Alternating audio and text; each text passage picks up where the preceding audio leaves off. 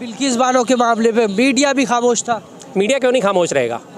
मैं बार बार इस बात को उठाता हूँ, लगातार इस बात को उठाता हूँ कि जो हमारे देश में इस वक्त चल रहा है वो हिंदू मुस्लिम की राजनीति चल रही है। अगर कोई पीड़ित मुस्लिम है तो उसकी आवाज़ नहीं सुनी जा रही तुरंत। अगर वहीं पलट के मामला चेंज हो जाता है तो सारा मीडिया एकदम से नागिन डांस करना शुरू कर देता है, सारा मीडिया सड़कों पे आ जाता है। लेकिन बिल्किस बानो के ऊपर किसी मीडिया चैनल ने आवाज़ नहीं उठाई, किसी मीडिया चैनल ने कोई शो नहीं करा, कुछ नहीं करा। आके नीच लोगों का स्वागत करा माला पहना के। क्यों? क्योंकि वो मुसलमान थी।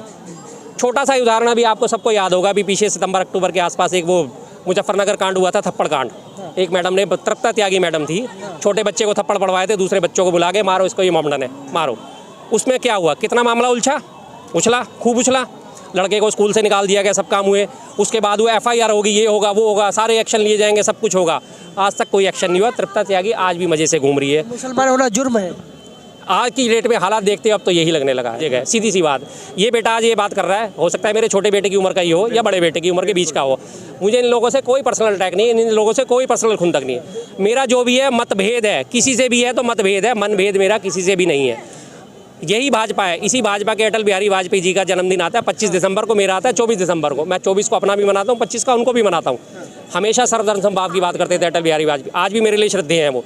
लेकिन आज के हालात के जो है पीढ़ी है, जिनके आज ये राजकाज चला गया, मैं उनसे पूरी तरह असहमत हूँ। तो उस असहमति को तो मैं उठाता रहूँगा, लगातार उठाता रहूँगा।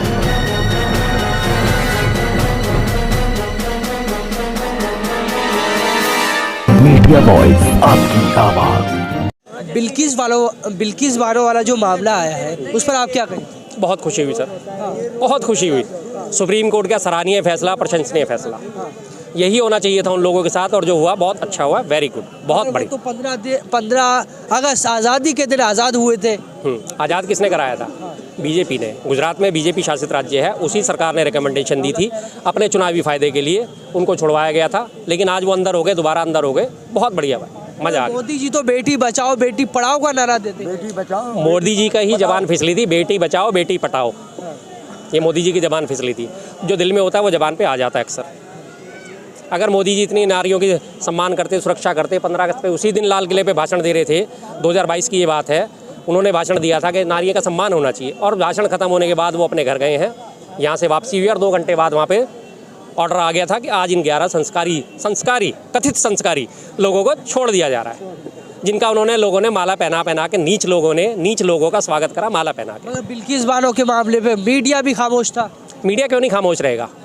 मैं बार बार इस बात को उठाता हूँ, लगातार इस बात को उठाता हूँ कि जो हमारे देश में इस वक्त चल रहा है वो हिंदू मुस्लिम की राजनीति चल रही है। अगर कोई पीड़ित मुस्लिम है तो उसकी आवाज़ नहीं सुनी जा रही तुरंत। अगर वहीं पलट के मामला चेंज हो जाता है तो सारा मीडिया एकदम से नागिन डांस करना शुरू कर देता है, सारा मीडिया सड़कों पे आ जाता है। लेकिन बिल्किस बानो के ऊपर किसी मीडिया चैनल ने आवाज़ नहीं उठाई, किसी मीडिया चैनल ने कोई शो नहीं करा, कुछ नहीं करा। क्यों? क्योंकि वो मुसलमान थी। छोटा सा उदाहरण अभी आपको सबको याद होगा, अभी पीछे सितंबर अक्टूबर के आसपास एक वो मुजफ्फरनगर कांड हुआ था, थप्पड़ कांड। एक मैडम ने, तृप्ता त्यागी मैडम थी, छोटे बच्चे को थप्पड़ पड़वाए थे, दूसरे बच्चों को बुला के मारो इसको, ये मोमडन है, मारो। उसमें क्या हुआ? कितना मामला उछला, खूब उछला। लड़के को स्कूल से निकाल दिया गया, सब काम हुए। उसके बाद वो FIR होगी, ये होगा, वो होगा, सारे एक्शन लिए जाएंगे, सब कुछ होगा। आज तक कोई एक्शन नहीं हुआ। तृप्ता त्यागी आज भी मज़े से घूम रही है। मुसलमान होना जुर्म है। आज की डेट में हालात देखते हो अब तो यही लगने लगा है। अब तो यही लगने लगा है। अभी कल परसों की एक वीडियो आ रही थी कि ट्रेन में बैठे, वो प्लेटफॉर्म पे बैठे कुछ लोगों का टाइम हो गया होगा, 5 वक्त के नमाजी जो लोग होते हैं, वो अपना नमाज पढ़ रहे थे, तो उनके सामने उन्होंने और लोग जो बैठे थे स्टेशन पे, उन लोगों ने जोर जोर से हनुमान चालीसा पढ़नी शुरू कर दी। भाई हमारे पूर्वजों ने हमें यही सिखाया, हमारे पूर्वजों ने सिखाया सबका सम्मान करो, सब धर्म का सम्मान करो। अगर आपकी अजान हो रही है तो ठीक है, आप 2 मिनट के लिए चुप हो जाओ, जैसे कि वो दिखाते तो जरूर हैं। अमित शाह जी एक बार चुप हुए थे, मोदी जी भी एक बार चुप हुए थे, लेकिन हकीकत में उससे उलट चलते हैं। और हमारी पूजा पाठ हो रही होती है तो मुसलमानों ने कभी हमारे में विघ्न डाला? नहीं डालते। हम तो, मैं कहते हैं सारे मिलके रहो, कोई दिक्कत नहीं। कहते हैं लैंड जिहाद करते हैं, जमीन पे कब्जा करते हैं ये लोग। कौन सी जमीन पे कब्जा कर लिया? किसने कर लिया? कब्जा कर लिया। ऐसे कैसे हो जाएगा सर? 60 साल से आज हमारी दरियागंज में शॉप है, सब कुछ है। 50 साल का मैं हो गया दरियागंज में रहते हुए, अच्छी भली मुस्लिम आबादी के बीच में। आज तक अड़ोस पड़ोस में सारी मुस्लिमों से घिरा पड़ा हूँ, अकेला मैं पंडित हूँ उस मुस्लिम आबादी में। सुबह से शाम तक मुझे पंडित जी राम राम होती है। जो मुसलमान लोग हैं वो मुझे नहीं चलाया जी राम। पत्थर नहीं चलाया आपके ऊपर? क्या बात कर रहे हो? मैं कह रहा हूँ 50 साल से आज आपके सामने खड़ा हूँ, कहीं कोई निशान दिख रहा है चेहरे पे के पत्थर का? आज भी कहते हैं पंडित जी राम। मैं भी उन्हें बोलता हूँ हाँ जी राम, और वो पलट के बोलते हैं राम।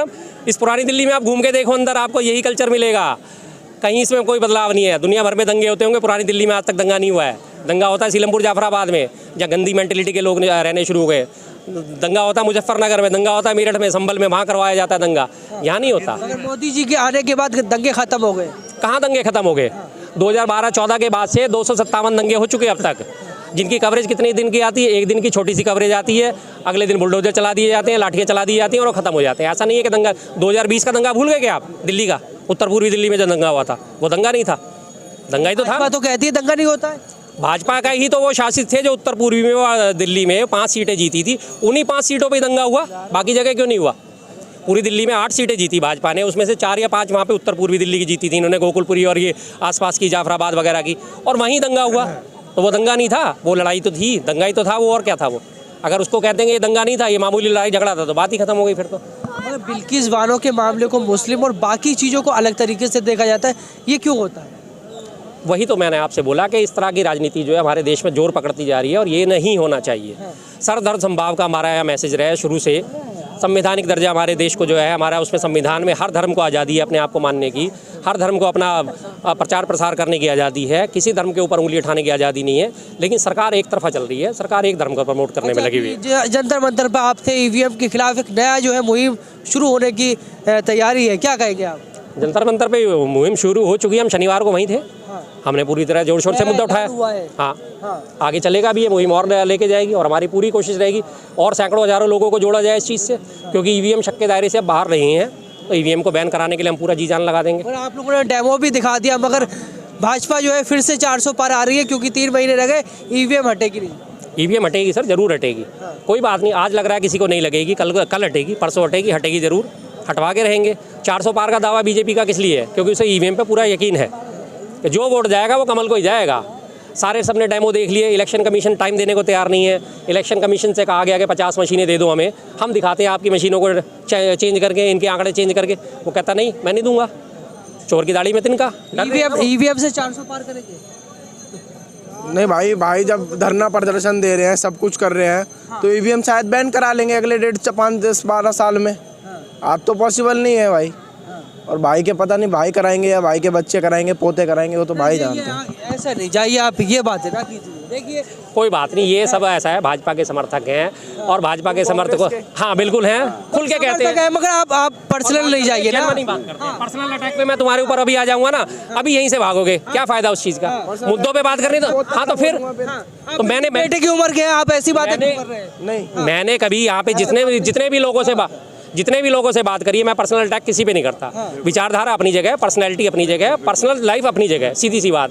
ये बेटा आज ये बात कर रहा है, हो सकता है मेरे छोटे बेटे की उम्र का ही हो या बड़े बेटे की उम्र के बीच का हो। मुझे इन लोगों से कोई पर्सनल अटैक नहीं है, इन लोगों से कोई पर्सनल खुंदक नहीं है। मेरा जो भी है मतभेद है, किसी से भी है तो मतभेद है, मनभेद मेरा किसी से भी नहीं है। यही भाजपा है। इसी भाजपा के अटल बिहारी वाजपेयी जी का जन्मदिन आता है 25 दिसंबर को, मेरा आता है 24 दिसंबर को। मैं 24 को अपना भी मनाता हूँ, 25 का उनको भी मनाता हूँ। हमेशा सरदर्द संभाव की बात करते थे अटल बिहारी वाजपेयी, आज भी मेरे लिए श्रद्धेय हैं वो। लेकिन आज के हालात के जो है पीढ़ी है, जिनके आज ये राजकाज चला गया, मैं उनसे पूरी तरह असहमत हूँ। तो उस असहमति को तो मैं उठाता रहूँगा, लगातार उठाता।